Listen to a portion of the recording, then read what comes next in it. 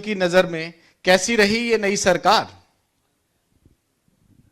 जिसको आप 100 दिन की सरकार कहते हो, इसको 10 वर्ष और 100 दिन से कुछ ज़्यादा समय हो गया। कमाल की बात यह है कि जो ये 100 दिन की सरकार के लोग, जो नए मंत्री हैं या जो नए एमएलए चुन करके आए हैं या जो मुख्यमंत्री है, वो लगातार ये कहते हैं कि हमने 100 दिन में बहुत सारे ऐसे काम किए हैं जो पिछले 10 वर्ष में भी नहीं हो सके, जो कांग्रेस के समय में भी नहीं हुए। इनसे ये पूछो कि 100 दिन की जो आपकी उपलब्धियां हैं, वो उपलब्धियां आप वाइट पेपर जारी करके क्यों नहीं देते? केवल प्रेस में जाकर के लोगों के सामने बैठ करके अपनी पीठ थपथपाने के सिवाय क्या काम किया आपने? इस 100 दिन में महंगाई बढ़ी है, भ्रष्टाचार बढ़ा है, कानून व्यवस्था खत्म हुई है, और इस 100 दिन के अंदर जो रोजगार देने की बात इन्होंने कही है, मैंने पहले भी कहा था, आज फिर कह रहा हूं कि किन लोगों को रोजगार नए सिरे से दिया है, उसका भी इनको वाइट पेपर जारी करना चाहिए। बिना पर्ची और बिना खर्ची की बात इन्होंने करी। 2 ऐसी पोस्टें निकली इस प्रदेश में, 100 तो एसडीओ लेने थे इरिगेशन डिपार्टमेंट में, जिनमें जी 90 बार के हैं हरियाणा से, और उसके साथ साथ आपके आयुर्वेदिक के डॉक्टर लेने थे, उसमें 80% बार के हैं, जबकि उनके जो एग्जाम हुए उसमें 90% हरियाणा के बच्चे टॉपर थे। उन सबको इंटरव्यू में रख दिया गया, और ऐसे लोग बाहर से, पर्टिकुलर राजस्थान की एक यूनिवर्सिटी के बच्चों को लेकर के लगा दिया गया। तो क्या हरियाणा के बच्चे जो एग्जाम में टॉप करते हैं, वो इंटरव्यू में कैसे पिछड़ सकते हैं? राजस्थान वाली बड़ी बात कह रहे हैं आप? नहीं, बड़ी कह रहा हूँ, और आप इस चीज़ की जानकारी ले सकते हैं। मेरे पास तो डॉक्यूमेंट्स भी हैं। आज सुबह अर्जुन आपके पास होकर के गया था विधानसभा में, जब उसको मौका मिलेगा बोलने के लिए तो बाकायदा तौर पे एक एक चीज़ वो आपके सामने ले आएंगे, और आज भी अगर उससे पूछ लेते तो आज भी वो देता। मेरे पास रिकॉर्ड में पड़ी है सारी चीज़ें, आप जब मर्जी आकर के मेरे से ले सकते हैं। सर, इसके अलावा अगर बात की जाए हरियाणा विधानसभा, पहले ये बात मुझे खत्म करने दो, आपकी 100 दिन वाली। जी जो मुख्यमंत्री कहता है 100 दिन में, उस मुख्यमंत्री ने तो अपने ही मंत्रियों की 100 दिन में हालत ऐसी खस्ता कर दी कि वो बेचारे कहीं जाकर के खड़े होने लायक भी नहीं बचे। मंत्री इकट्ठे होकर के गए थे और जाकर के इससे रिक्वेस्ट करी थी भी हमें कम से कम क्लास 4 जो लोग हैं उनके ट्रांसफ़र का तो अधिकार दे दिया जाए। इसने तो ये कह दिया कि वही ऑनलाइन कर सकते हैं, आपको अधिकार नहीं दे सकता। अगर एक मंत्री के पास चपरासी बदलने का अधिकार नहीं है, तो उसके महकमे में के कोई भी कर्मचारी जो है वो उससे क्यों किसी बात को लेकर के उसका कहाँ मानेंगे, जब उनको पता ही है तुम्हारा ट्रांसफ़र नहीं कर सकता, तुम्हें सस्पेंड नहीं कर सकता। उसके इलायदा इस 100 दिन में आपने अनिल विज के बयान नहीं पढ़े क्या, जो क्या कह रहे थे, जिसने ये कहा था कि मेरी तो कहीं कोई सुनने वाला भी नहीं है, और उसके बीच में एक मंत्री को तैयार किया गया और उससे बयान दिलवाया गया श्याम सिंह राणा से कि तू कह दे हमारी तो बड़ी सुनवाई होती है। उसने उसकी भी पोल खोल दी थी, उसने उसके बारे में भी कह दिया था। बोला 4 दिन पहले तो तू मेरे आगे गिड़गिड़ा रहा था, कह रहा था यमुनानगर के अधिकारी मेरी बात नहीं मानते, तू मेरी सिफारिश कर। जब एक इतना सीनियर मिनिस्टर अगर ये बात कहता है कि हमारी कोई सुनने वाला नहीं है, मैं ग्रंसिस की मीटिंग में क्या लेने जाऊंगा जब वहाँ बैठे अधिकारी मेरी बात को सुनेंगे नहीं, मानेंगे नहीं, मेरे आदेश की पालना नहीं होगी। उसने तो ये भी कह दिया था कि मैं जाऊंगा नहीं। या तो विज साहब को इस्तीफा दे देना चाहिए था, और या फिर इस बात पे अगर उन्होंने कहा था तो केवल अपने एक डीसी बदला करके संतुष्ट नहीं होना चाहिए था। फिर तो आम लोगों की सुनवाई कहाँ है, अगर मंत्रियों की कोई सुनवाई नहीं करा तो। ये 100 दिन में इस सरकार की हालत है। जो कहते हैं कि हमने 100 दिन में काम किए हैं, आप उनको मेरे रूबरू तो बिठाओ, मैं उनसे पूछूं सर काम क्या किया आपने। सर, रूबरू होने का मौका तो आपको विधानसभा में मिलता था और इसमें कोई दो राय नहीं है कि जब आप पूछने पर आते थे तो पूरी विधानसभा गूंजती थी और लगातार पूछते थे। इस बार विधानसभा आप नहीं पहुंचे हैं, लेकिन परिवार में से ही आगे आपके भाई भी और बेटे भी, उनको मौका मिला है। लेकिन अभय सिंह चौटाला साहब कहाँ चूक कर गए? इतने बड़े लीडर और लगातार उस क्षेत्र में जीतते रहे। निजी हार पे एक सवाल तो सर बनता है आपकी। मेरी विधानसभा की आवाज़ जो थी, उस आवाज़ को रोकने के लिए भाजपा और कांग्रेस ने फिर षड्यंत्र किया। दोनों ने मिलकर के, जैसे मेरे बाई इलेक्शन में इन्होंने मिलकर के मेरे सामने चुनाव लड़ा था, अब फिर इस चुनाव के अंदर इन्होंने आपस में समझौते किए। मैं पहले दिन से कह रहा था कि भाजपा और कांग्रेस मिली हुई है। ये तो कांग्रेस के लोगों ने कहना शुरू कर दिया कि भूपेंद्र सिंह हुड्डा ने मिलकर के सरकार को आने से रोकने का काम किया, जबकि लोग तो बीजेपी को सत्ता से बाहर कर रहे थे। मैं आज का एक बयान पढ़ रहा था, दीपेंद्र हुड्डा का बयान था, यमुनानगर से लगा हुआ।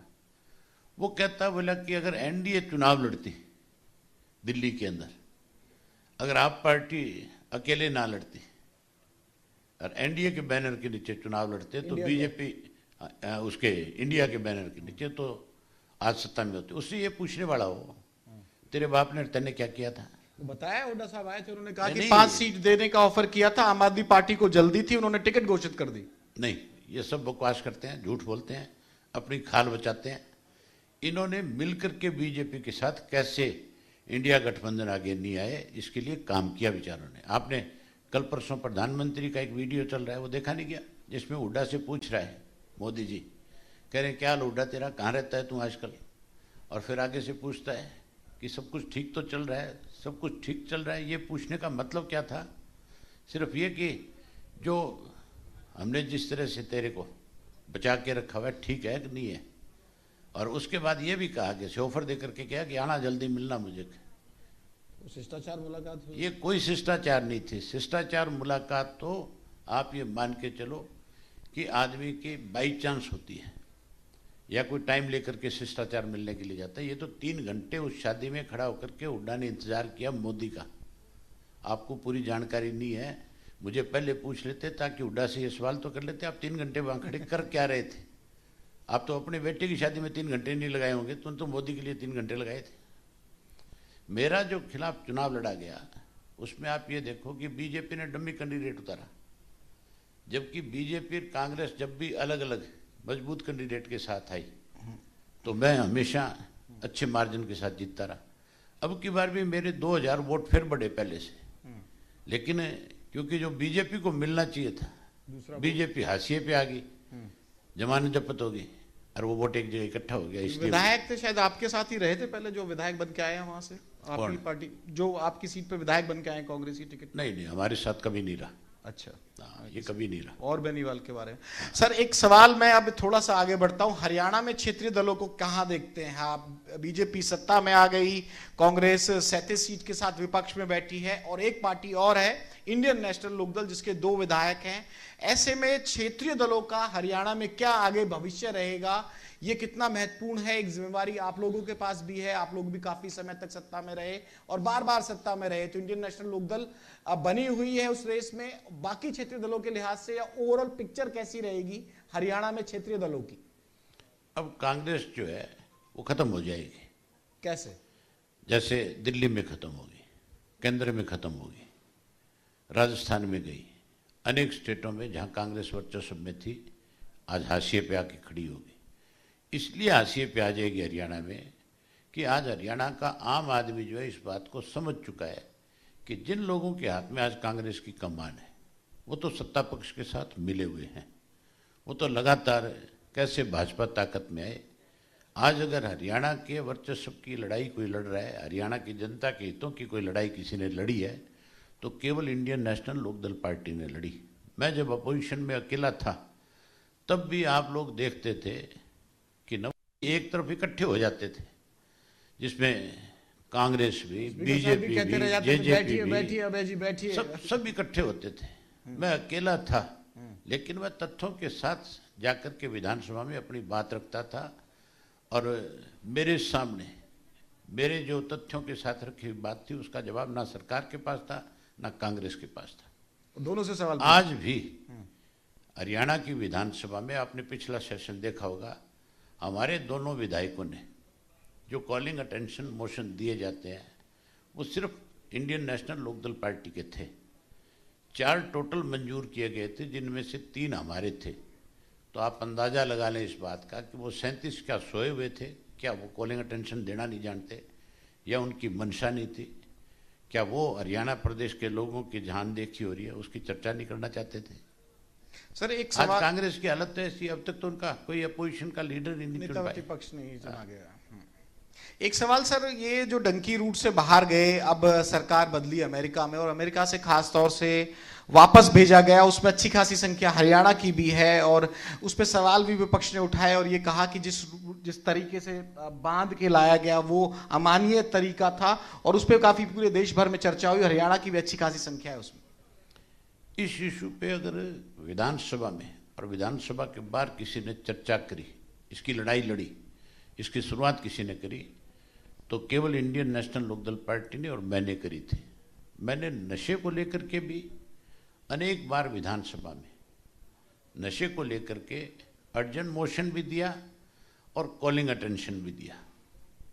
उस पर मैंने चर्चा भी करी। मैंने कहा कि हरियाणा प्रदेश आज बर्बाद हो रहा है, इसकी रोकथाम के उपाय आप लोगों को करने चाहिए।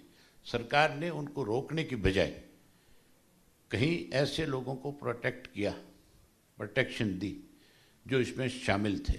मैंने रिकॉर्ड के साथ फोटोएं दिखाई, मैंने अखबारों की कटिंग दिखाई कि कौन एक्ट आ रहा है सर इस पे, शायद जल्दी इस सत्र में ही, बजट सत्र में एक एक्ट लाने की तैयारी है बस खाली एक्ट लाएंगे और कुछ नहीं। जिसपे जो अवैध रूप से भेजते हैं ना उन पे कार्रवाई। एक्ट लाने से क्या होगा?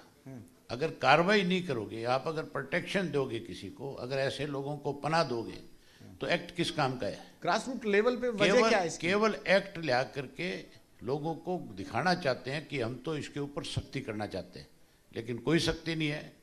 दूसरा जो इशू है जिसकी बात आप कर रहे हो, डोंकी वाली, ये भी विधानसभा में मैंने उठाया था क्योंकि मैं पूरे हरियाणा प्रदेश के अंदर जब पैदल यात्रा कर रहा था, जब मैंने यात्रा करी थी, उस यात्रा के दौरान एक एक गांव में जब मैं गया, मैंने 2000 से ज़्यादा गांव जाकर के करीब 4200 से ज़्यादा गांव देखे। तब मैंने इनसे आकर के कहा था कि आप कहाँ सोए हुए हैं? हमारा नौजवान बच्चा तो आज घर जोड़ करके ज़मीन बेच करके विदेश जा रहा है। आप कहते हो कि हम तो रोज़गार देने जा रहे हैं, हमने नौकरियां दी है, तो अगर रोज़गार और नौकरी देते तो बच्चों छोड़ करके क्यों जाते हैं? और मैंने कहा जो डंकी से जा रहे हैं उनका तो भविष्य तो बिल्कुल ख़राब हो जाएगा, तबाह हो जाएगा। कल को अगर जिस कंट्री में जाएंगे वहाँ से अगर डिपोर्ट कर दिए गए तो फिर क्या होगा? आज वो डिपोर्ट हो रहे हैं कि नहीं हो रहे हैं? जी। जो डिपोर्ट होकर के आए हैं उनके साथ व्यवहार भी कैसा किया गया है? आप खुद ही बता रहे हो कि उनको बेड़ियां लगा करके भेजा गया, उस तरह की बेड़ियों से लेकर के आए।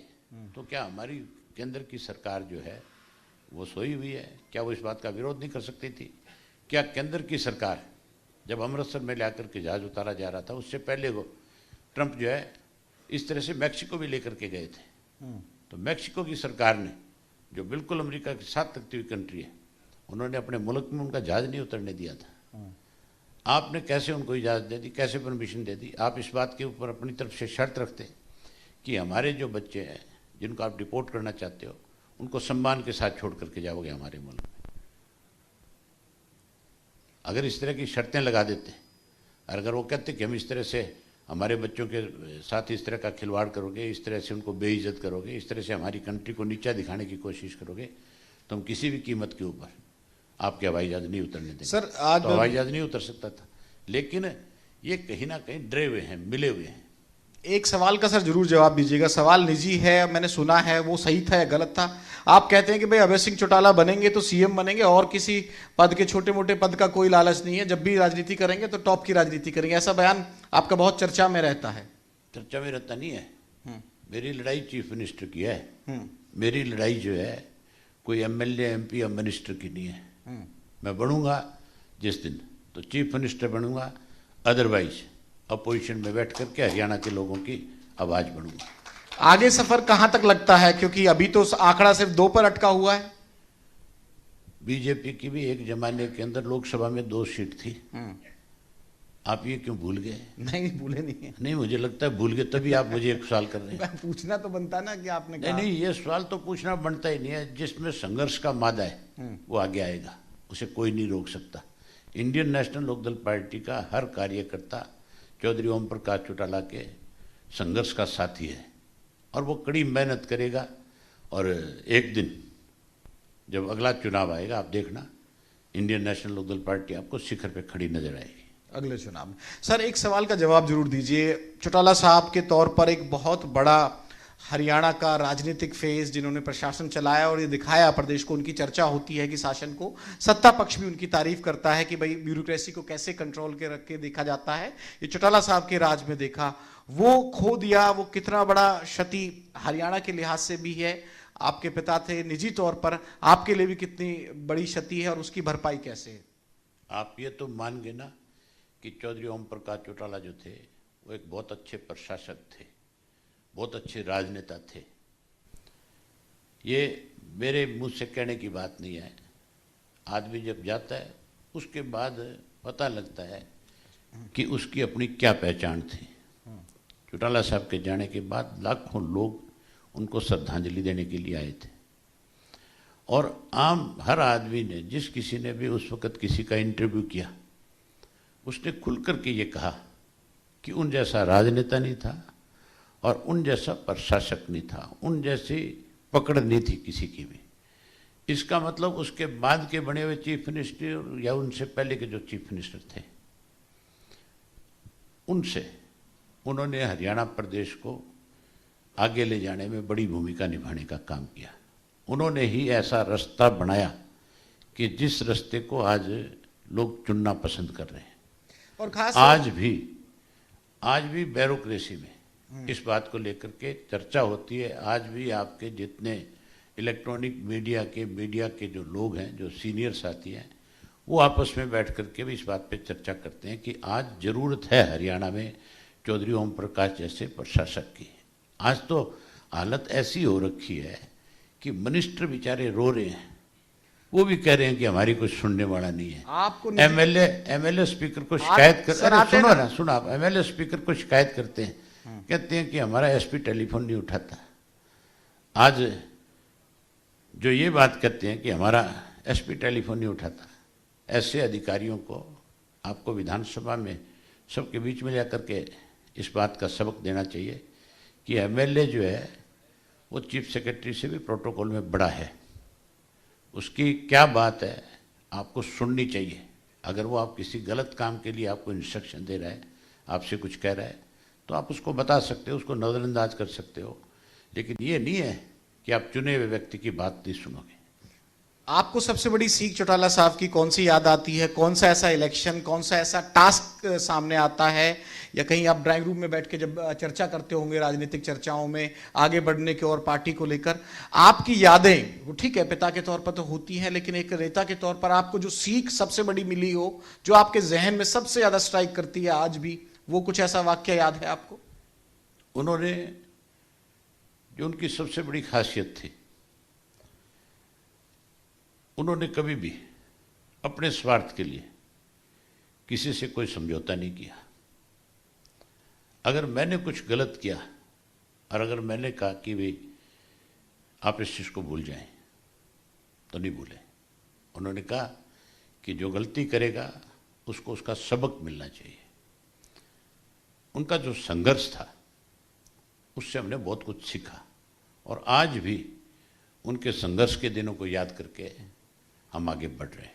हमने अपनी पार्टी को उस जगह पे ला करके खड़ा करना है कि आम आदमी, आप जैसे साथी इस बात को लेकर के चर्चा करेंगे कि वाकई इंडियन नेशनल लोकदल पार्टी का जो कार्यकर्ता है वो चौधरी ओम प्रकाश चौटाला के दिखाए हुए रास्ते पे चल करके हरियाणा को आगे ले जाने का संकल्प ले चुका है।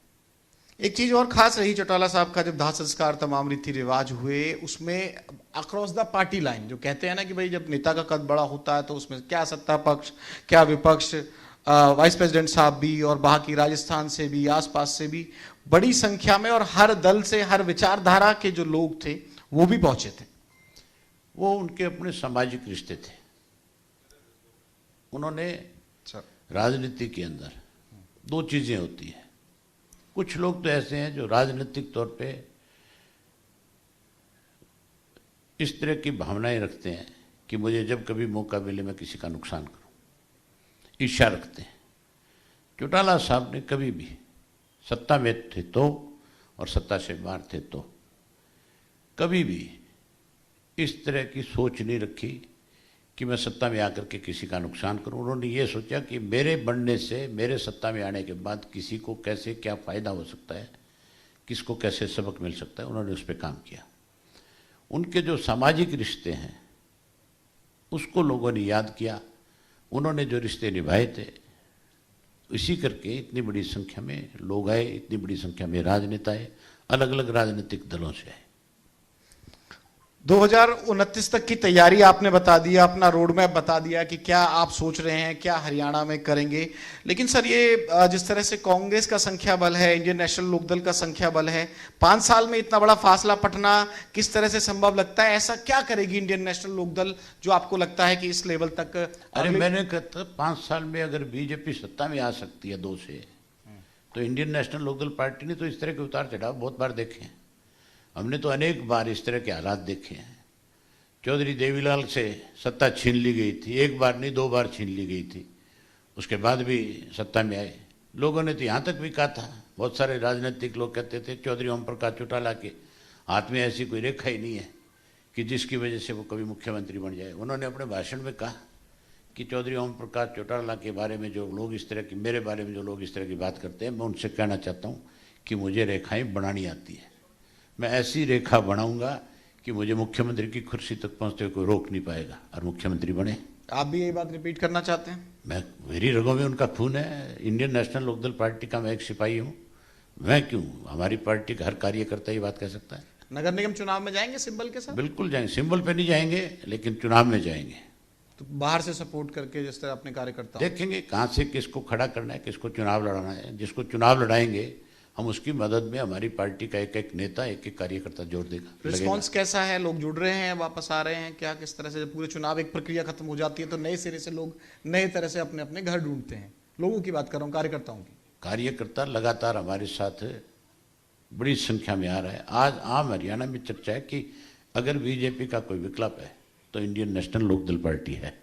शुक्रिया सर, हमसे विस्तार में हर मुद्दे पर बातचीत करने के लिए। तो हरियाणा में क्षेत्रीय दलों को लेकर जो महत्वपूर्ण मुद्दा था, अभय सिंह चौटाला साहब ने अपना विजन भी बता दिया और बिल्कुल निष्पक्ष होकर साफ तौर पे ये कहा कि भाई मैं संघर्ष लड़ूंगा तो विपक्ष के नेता बन के, या फिर लड़ूंगा तो सीधा सीएम की कुर्सी के लिए।